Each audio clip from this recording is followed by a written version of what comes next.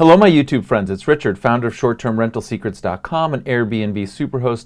And today I'm super excited because we are doing our very first paid Airbnb listing review, and the honors and a huge shout out and a thank you to Chozy.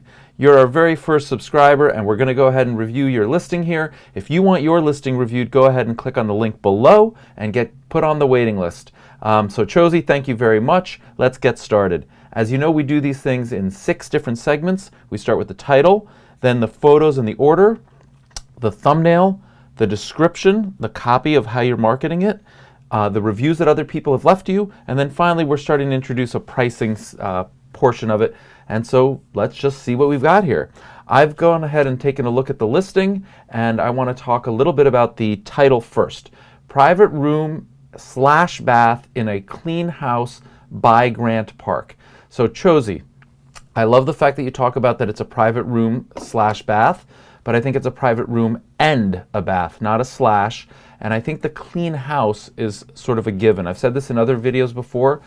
We can't be highlighting the fact that it's clean, especially not in the title where it's like super limited number of characters. So let's go ahead and change this to something a little bit more like private room, and then use the ampersand, you know, the and sign. Private room in bath, convenient to, and then let's fill in the blank, or something like that, where we're not highlighting the fact that it's clean and it's not a room / a bath. We know it's an and a bath.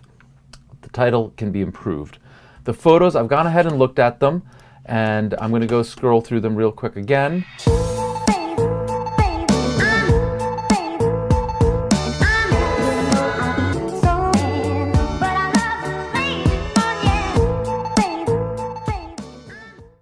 Okay, Chozy, I think that the really interesting part of your photos, the story that you're telling, comes from the fact that you're in this vibrant community, and I don't actually even get there until the very end. The reason I don't get there until the very end is that you've selected 6 photos that are virtually identical of the shared private room and the bath, and that's way overkill. Like, I get tired, and if I don't like your photo or the bed, I just bounce. I don't even see the neighborhood, and that's a wasted opportunity. So Chozy, I don't think that you need 6 photos of the exact same thing with different angles and different captions. I think it's great that you have different captions, but let's go ahead and get one clean, concise one.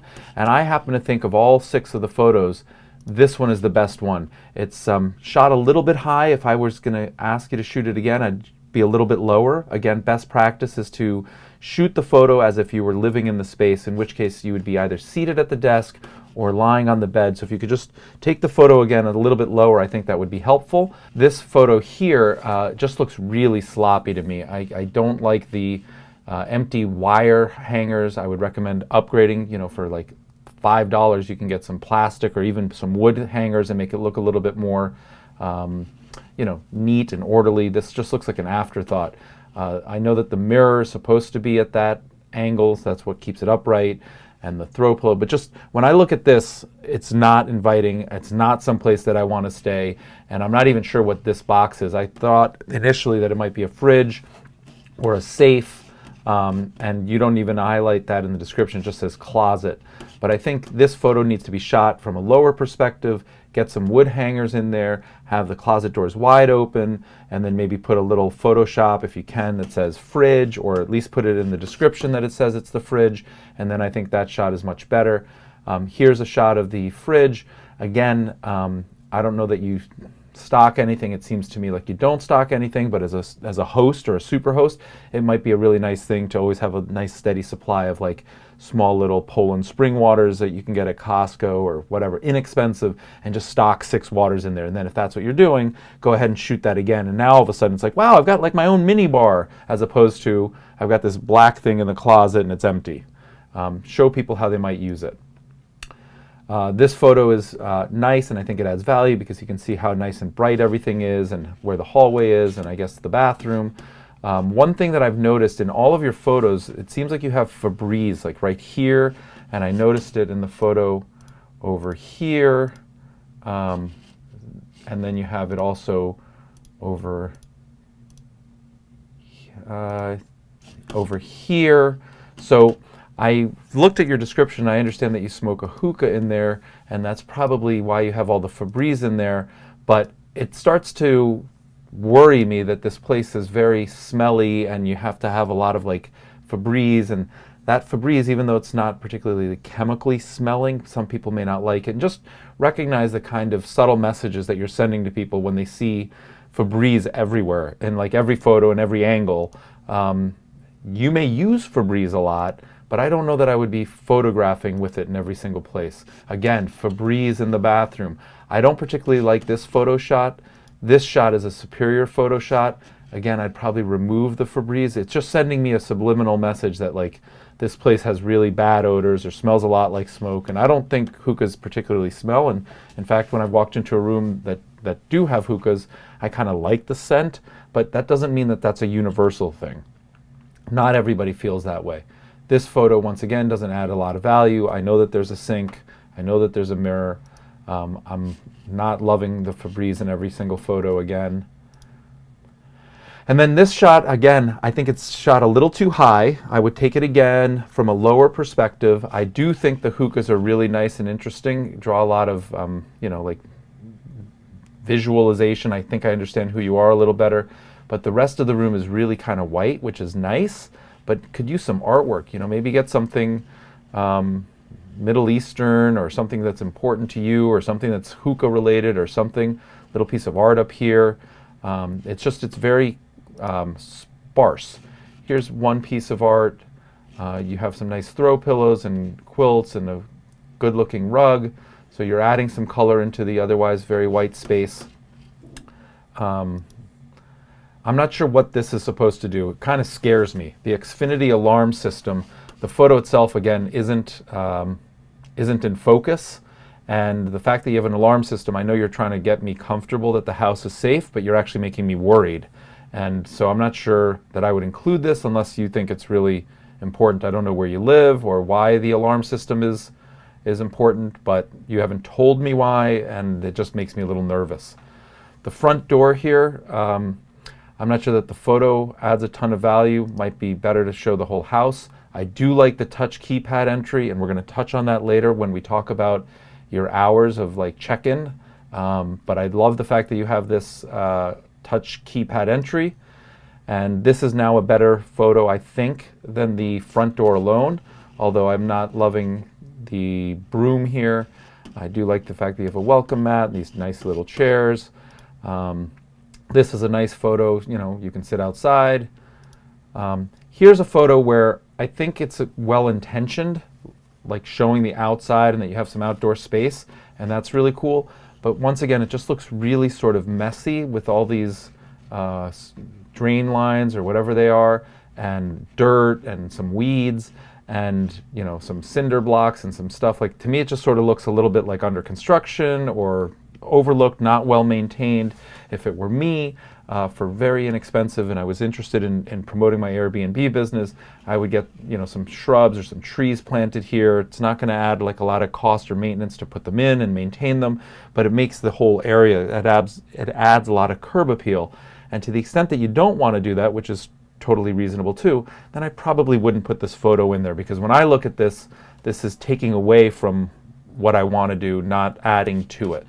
This photo is actually better, but still it would benefit from a little bit more landscaping. And so I would encourage you to think about, for very inexpensive, getting in some trees or some shrubs. I love all the green foliage up here. Let's see. This photo doesn't really add a lot of value, other than, again, it shows that the landscaping isn't really well maintained or that beautiful. The trees over here are a little nicer. The trash, I'm just not sure why you're showing this. You say it's a parking spot. Maybe it would be better if you actually put a car there and maybe show like your car's parked there and somebody else's parked there. But this photo doesn't add a lot of value, and even though I always suggest that people put the description here as parking spot, just realize most people are clicking through the photos and they don't know exactly what you're trying to show them. And when I look at this, I just see a lot of concrete and some weeds. So set the stage, put a car there, say your private parking spot or whatever that may be. And I think that the landscaping is an area where you could really improve. And then, to contrast that, the juxtaposition, the very next photo you show beautiful landscaping. And so, it just really draws to my attention that there's room for improvement there.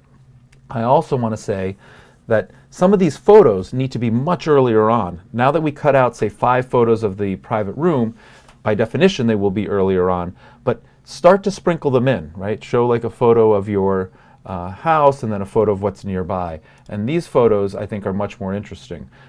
Coffee shop, that looks really cool. That's a place I'd love to go in the morning.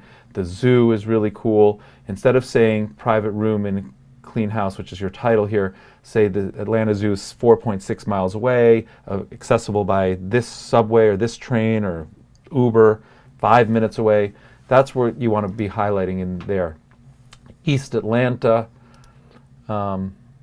Joe's Coffee Shop. This is cool. It's a little bit out of focus or maybe not high resolution, but I get a sense for what the vibe is and I like it. I really like this photo. I would probably put this one earlier. It looks a little bit more upscale and vibrant. The graveyard looks really cool. Again, instead of just using the same title, talk about what the graveyard is. Barbecue restaurant, live music, whatever it is, get people excited. And I would sprinkle them throughout. Here's a movie theater, it looks like. And that's the photos. So I think I would reduce the number of photos. I would take a few photos from a different angle. I would remove the Febreze from every single photo. If you're going to take photos of the outside, which I encourage, I would do a little bit of landscaping and cleaning up, and then I would change some of the descriptions. And I think if you do all that, it's going to tell a much better story, and your conversion rate's going to increase. People are going to be looking at your whole story, and I think more inclined to book. And so I think that's pretty straightforward. Won't take you a lot of time or a lot of money, but it'll be really helpful in increasing your conversions. So Chosi, let's take a look at your thumbnail here. And really, especially with the way that Airbnb like blows everything up, it's just the comforter. And again, I know that you're selling a private room, and so people want to see that. I don't think this is your best photo of your house or the room. I think actually the one that I suggested to you earlier is better, which is this one. If you're going to shoot it again, I don't love these tags here. You can see there's like the mattress tag or the comforter tag, or I'm not sure what that is, but it just looks a little bit messy. But if you're going to choose to use the thumbnail of your interior space, this is your best photo, not the one that you've selected. I would shoot it again lower, but I would also suggest to you that this is probably the one that I think will convert the most. If you do some of that landscaping that I talked about, it won't be very expensive, but it's really clear that this is a beautiful house, and it's someplace that I would want to have a room in. And so I would A/B test it. I would try putting this one once you do the landscaping and get rid of some of the weeds in here and hiding all of the, you know, whatever these things, the drain pipes are. Once you get that cleaned up, I would do an A/B test, and I would shoot this again and put this as your thumbnail shot, and then try that other photo that I talked about, number 3, and see which one converts better. But I think in either case, the interior shot that I suggested is going to do better for you than the one that just looks like the comforter. Let's talk about your description, Chosi. So I've read this, and a couple things. One, some of this is going to sound really nitpicky, but believe you me, it actually matters. So this bedroom, and again, I would change the slash to an and bathroom so it's really clear what it is. I love the fact that it's close to everything, and it's 4 minutes from Grant Park Zoo and East Atlanta Village and so on. But what's nitpicky is you want to capitalize the things that need to be capitalized, like Coca-Cola.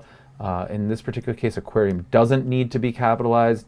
Georgia and Dome probably needs to be capitalized. Inman and Park probably needs to be capitalized. So take a few seconds to just go through and make sure that from a grammar and punctuation perspective, it's correct. Because the way that you put this here, you're sending subliminal messages to people reading it. And it sort of seems to me that you're in a hurry, it's quick, it's not that important to you.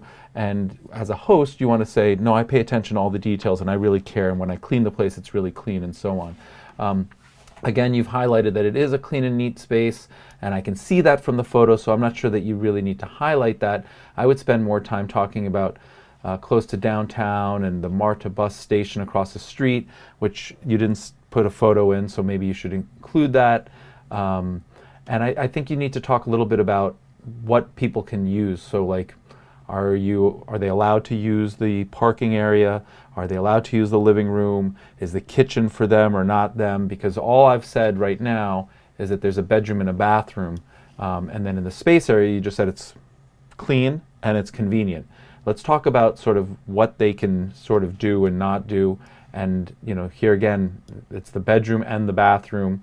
One thing that I do think you could really improve on is the interaction with guests. When somebody's staying in your house, it's especially important that they understand like what the interaction is. And so what I mean by that is, do you work long hours? You'll be home. You would have a cup of coffee with them. You'd like to have a beer with them, or you wouldn't, or are you just available via text or call me? I mean, presumably you're living in the same space, so that leaves a lot of questions. I'm not really sure what that means. And I think in the other things to note, there's some things here that I've seen in your description below, which is really kind of important to bring up front. Like I didn't see it until I scrolled all the way down to the bottom here, which is I work mostly from home and at night, and I usually watch TV and smoke a hookah. So like that's really important, right? If I'm thinking about renting your place and I don't scroll all the way to the bottom, all I see is that I might be calling or texting you if I need help. Well, you actually work from home, so there's a good chance you're home all of the time. And two, while I think it's really cool that you smoke a hookah, not everyone feels that way. And so it's really important to bring that up front and center and not just assume that they saw the photo or that they read about the host. Let's talk about what that means. And I don't know how you host. Maybe you smoke a hookah with a lot of your guests and it's a really good attraction, and so that differentiates you, and so let's highlight that as a positive.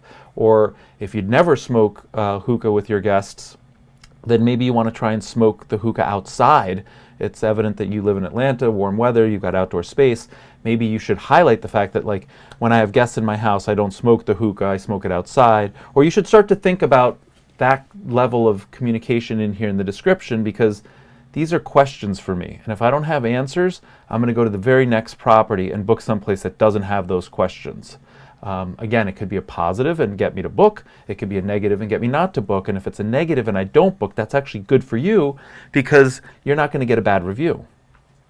So I think that the description needs to be touched up a little bit more and talked about. Let's see here. I'm not a big fan of weekly discounting, as people know, or monthly discounting. Weekend price, it looks like you've increased it $5 more per night. And then here, you talk about no smoking. And again, I'm not a smoker, so I don't really know, but I guess it's kind of strange to me as a non-smoker, or I guess if I were a smoker, you're sitting in the living room smoking your hookah all day, you work from home, but I can't smoke like my hookah, or I can't smoke my cigarette, or like, explain that to me a little bit. And then I understand about the no parties and so on. Please do not use the kitchen's fridge or stove or oven to cook. You can use the small fridge placed in the closet to store your purchased drink and food. I would be highlighting some of this stuff because I think when people come and share a space, they may expect access to your kitchen a little bit. Maybe they're not going to cook a full-blown meal, but maybe they want to put some vegetables and produce in that little mini fridge isn't enough.